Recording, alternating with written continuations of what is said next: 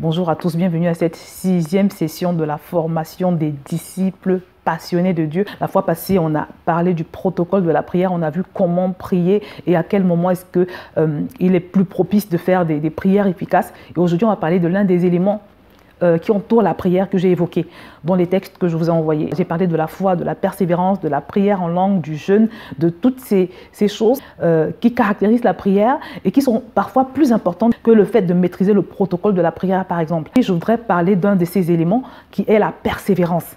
Et aujourd'hui, j'ai juste envie de te stimuler, j'ai juste envie de te réveiller, j'ai juste envie de te secouer par rapport à ta vie de prière, par rapport à cette chose pour laquelle tu pries depuis des années. Et je sais qu'il y en a qui ont arrêté de prier ou qui ont simplement diminué l'ardeur de leur prière. Et j'ai donc envie de m'adresser à quelqu'un aujourd'hui pour te dire d'éviter de commettre 2 erreurs. La première erreur concerne le relâchement dans la prière. Et la deuxième erreur, c'est simplement le fait de se plaindre, d'utiliser ton énergie pour autre chose que pour lancer l'offensive. Parce que quand on est dans une guerre, on ne gaspille pas son énergie, on évite de gaspiller son énergie. On maximise les efforts fournis. Avant de continuer, je voudrais te raconter une histoire qui est une sorte d'anecdote illustrative. C'est donc l'histoire de 2 grenouilles qui s'étaient noyées dans un verre de lait. 2 petites grenouilles qui sont noyées dans un grand verre de lait. Et elles étaient amies, elles avaient l'habitude de cheminer ensemble, de tout faire ensemble. Et quand elles se sont retrouvées dans cette situation, l'une s'est adressée à l'autre en lui disant « écoute, là on va mourir ». Et je voudrais simplement te dire que j'étais heureuse de faire ta connaissance. Vraiment, ça a été un plaisir. Donc, je te fais mes adieux parce qu'on va mourir. Elle a commencé à lui faire un discours d'adieu, en fait, un discours qu'on fait quand on sait qu'on va mourir. Et sa copine lui dit jamais de la vie, je ne peux pas accepter ce discours. Je refuse ton adieu parce que je crois que nous ne sommes pas forcément condamnés à mourir. Je crois qu'on peut encore se battre.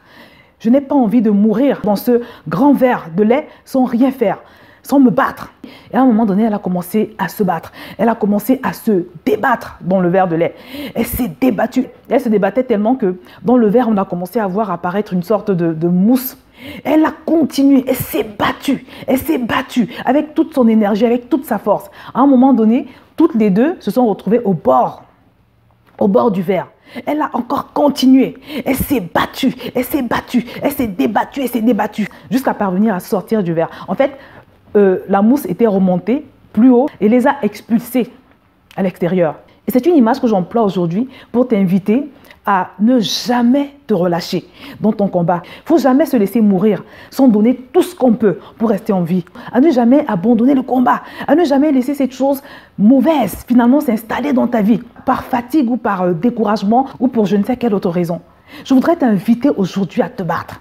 Je ne sais pas quelle est la situation que tu traverses. Je ne sais pas sur quel plan ça peut être. Peut-être c'est au niveau de la santé. Peut-être c'est au niveau de tes relations avec les gens. Peut-être c'est sur le plan sentimental. Peut-être c'est sur le plan financier. Peut-être c'est encore sur un autre plan. Quelle que soit la situation que tu traverses, je voudrais te dire que ton Dieu est beaucoup plus grand que cette situation. Ton Dieu est beaucoup plus grand que cet obstacle. Et n'oublie pas, ne l'oublie jamais parce que c'est ça le problème. Souvent on oublie que ce Dieu t'a équipé. Il t'a donné tout ce qu'il faut. Et je peux t'assurer que Dieu même dans le ciel, parfois quand il regarde certaines personnes parmi nous, il est étonné. Il est étonné de tant d'incrédulité. Il est étonné de tellement de passivité. La raison pour laquelle je t'invite aujourd'hui à ne pas te relâcher dans la prière, c'est que très souvent, l'ennemi derrière ton problème, ou si tu veux, l'ennemi derrière ta forteresse, est un ennemi qui est coriace. Si ton problème est spirituel, par exemple, et que tu te permets de te relâcher, mon frère ou ma sœur, ça veut dire que l'ennemi va te terrasser. Ça veut dire que tu vas mourir dans cette situation. Et c'est quelque chose d'inadmissible.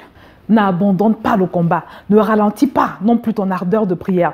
Parce que l'ennemi de la victoire, c'est le relâchement. Et comme je te l'ai dit, l'adversaire que tu as en face de toi est déterminé. Ce n'est pas à toi de t'accommoder, mon frère, ma soeur. Parce que ce n'est pas Jésus qui a été vaincu à la croix de Golgotha. C'est Satan qui a été vaincu. C'est Jésus qui a obtenu la victoire. Et ce Jésus habite à l'intérieur de toi. Donc, souviens-toi toujours que, quelle que soit l'ardeur du combat, quelle que soit la rudesse du combat, quelle que soit la rudesse de la guerre, tu combats dans la victoire. Cette victoire, tu as déjà obtenue. Tu as simplement besoin de persévérer. Et je voudrais te dire aujourd'hui, ça c'est une révélation que j'ai reçue pendant la semaine, que pendant que tu persévères, pendant que tu te lèves tous les jours avant l'aube, pour envoyer des flèches, pour remettre l'ennemi à sa place. Pendant que tu te lèves tous les jours à l'aube et que tu le fais avec persévérance et persistance, à un moment donné, l'ennemi se retrouve asphyxié. La prière persistante asphyxie l'ennemi, mon frère. La prière persistante asphyxie l'ennemi, ma soeur. Et pendant que tu persévères, pendant que tu envoies des missiles, et pendant que tu les branles sans cesse, sans lui laisser de trêve par tes prières de foi, à un moment donné, tu vas te rendre compte qu'il va se relâcher. Il va se relâcher. Cette situation continue dans ta vie parce que simplement tu manques de persévérance, parce que simplement tu manques de consistance. Tu ne pries pas au bon moment. Non seulement tu ne pries pas au bon moment, mais en plus tu pries de manière irrégulière. Et peut-être même que tu pries 100 fois. Et c'est pour ça que je voudrais t'inviter, ma soeur, mon frère, à prendre un nouvel élan aujourd'hui. Décide de commencer à faire preuve de persistance, à faire preuve de persévérance, que l'ennemi en face de toi ne puisse plus te reconnaître. La meilleure manière d'obtenir cette victoire, c'est de te montrer plus coriace que l'ennemi en face de toi. Parce que je te le redis, il est déterminé. Il est déterminé. La Bible nous dit qu'il ne vient que pour voler, égorger et détruire. Satan veut en finir avec toi. Il veut en finir avec ta vie. Mais tu ne dois pas te laisser faire. Tu ne dois pas déshonorer ton Dieu. Parce que ton Dieu t'a obtenu cette victoire. Ne l'oublie pas. Souviens-toi de l'histoire des 2 grenouilles. Et dis-toi que tant que ce n'est pas mort, ce n'est pas encore enterré. Ton Dieu veut te bénir. Ton Dieu veut te bénir. Il a prévu de te bénir. Il dit dans sa parole que tu seras la tête et non la queue.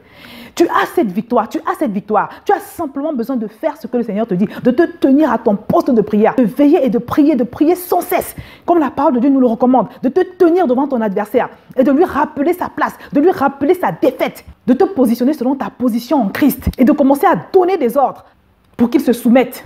Et la deuxième chose que je voudrais t'encourager à faire, mon frère, ma soeur, c'est d'éviter de gaspiller ton énergie pendant que tu es dans ce combat, pendant que tu es dans cette prière. Évite de gaspiller ton énergie. Gaspiller ton énergie, c'est quoi? C'est par exemple utiliser la force que Dieu te donne pour pleurer et pour te lamenter, pour te plaindre et commencer à prononcer des paroles qui vont être comme des malédictions dans ta vie, des paroles dont Satan va se saisir et qui va utiliser contre toi. Évite de te plaindre parce que les plaintes retardent ta délivrance et elles peuvent carrément l'empêcher. Si vous avez bien lu les textes que je vous ai envoyés, vous avez dû voir comment, quand les Israélites se sont plaints, Dieu leur a dit, je vais vous traiter selon vos plaintes. Évite de te plaindre pendant ce temps-là. Si jamais tu connais des moments d'affaiblissement, ce que tu dois faire, c'est que quand tu vas dans la prière, tu demandes au Seigneur de te fortifier. Tu demandes au Saint-Esprit de te fortifier. Si tu sais prier en langue, tu pries en langue. Tu pries en langue et je t'assure qu'au bout d'un moment, tu vas te sentir restauré dans ta vigueur, dans ton énergie.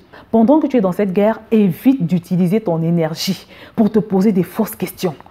Évite d'utiliser ton énergie pour faire autre chose que mener des actions qui vont te faire avancer. Arrange-toi pour que chacune de tes paroles ou chacune de tes actions contribue à te faire avancer, contribue à travailler pour la manifestation de ta délivrance. Évite de gaspiller ta vie. Parce que je le redis, tu es dans une guerre. Tu es dans une guerre. Est-ce que tu as déjà vu un soldat qui s'arrête pendant la guerre, en plein milieu de la guerre, et qui commence à se plaindre? Non. Est-ce que tu as déjà vu un soldat qui s'arrête en plein milieu de la guerre et qui commence à pleurer? Non. Si tu le fais, l'ennemi va tirer profit de la situation. Et il va en profiter pour te terrasser, pour te donner le coup fatal. Donc, mon frère, ma soeur, quel que soit le cas, ne t'arrête pas de prier. Ne t'arrête surtout pas de combattre, mais reste focalisé sur la puissance de Dieu. Souviens-toi toujours que cette chose pour laquelle tu pries t'a déjà été obtenue. Tu l'as déjà, mais tu as simplement besoin de la manifester. Reste focalisé sur la puissance de Dieu. Aie un grand Dieu et un petit problème. Aie un Dieu grand et puissant et une petite forteresse. Parce que c'est ce qui est la vérité. La Bible nous dit que rien n'est trop difficile pour le Seigneur. Tant que ce n'est pas encore mort, ce n'est pas enterré. Tant que ce n'est pas encore mort, ce n'est pas enterré. Souviens-toi de l'anecdote des 2 grenouilles. Parfois, au moment où on abandonne la bataille ou au moment où on se relâche, la victoire était proche. La victoire était proche. Dieu veut te donner cette victoire. Dieu veut te donner cette victoire. Mais il ne viendra pas mener cette bataille à ta place. Il t'a équipé pour cela. Il t'a équipé pour cela. Et comme je te l'ai dit, lui-même, il est étonné de te voir aussi inactif, de te voir dévasté, de te voir vandalisé, de voir le diable mettre le bazar dans ta vie sans que tu réagisses de façon appropriée. Donc, mon frère, ma soeur, le Seigneur t'invite aujourd'hui à sortir de la passivité. Il te demande d'aller à ton poste de prière. Dieu te dit aujourd'hui, mon fils, ma fille, repars au poste de prière et asphyxie le diable et asphyxie Satan tous les jours à l'aube. Mets-toi au poste de prière, asphyxie le diable, asphyxie-le. Et de jour en jour, pendant que tu vas l'asphyxier un peu plus, il finira par lâcher prise dans ta vie. C'est la promesse que le Seigneur te fait.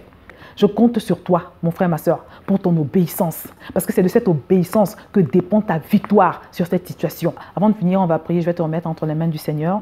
Père, je te remercie pour mon frère, pour ma soeur. Je te remercie surtout pour cette parole que tu apportes, pour cette parole libératrice.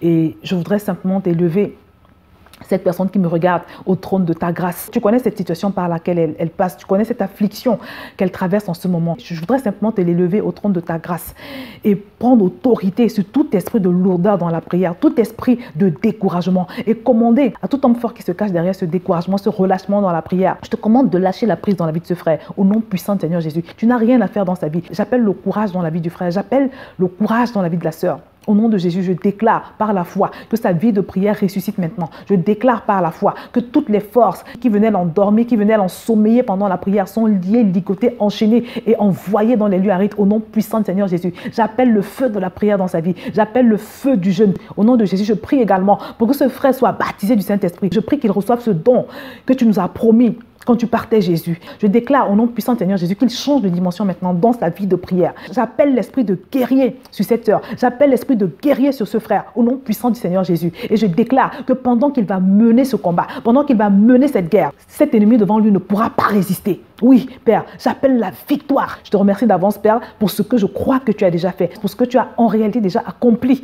dans la vie de ce frère, dans la vie de cette sœur. Merci, Père. Et c'est au nom puissant du Seigneur Jésus que nous avons prié. Amen, amen, amen. Donc, mon frère, ma sœur, je sais que tu vas te lever dans le combat. Tu viens de recevoir la force. Je sais, je crois par la foi que tu viens de recevoir la force pour repartir au combat et que désormais, il n'y aura plus de plainte. Mais quand tu ouvriras la bouche, ce sera pour proclamer la victoire. Ce sera pour envoyer le feu. Ce sera pour envoyer des missiles dans le camp de l'ennemi. Des missiles auxquels il ne pourra pas résister. Et je sais également que cette affliction par laquelle tu passes aujourd'hui va se transformer en témoignage. Ce n'est qu'une question de jour parce que tu vas te lever dans la prière. Je vais donc m'arrêter ici pour la session d'aujourd'hui et je vous dis à la prochaine session.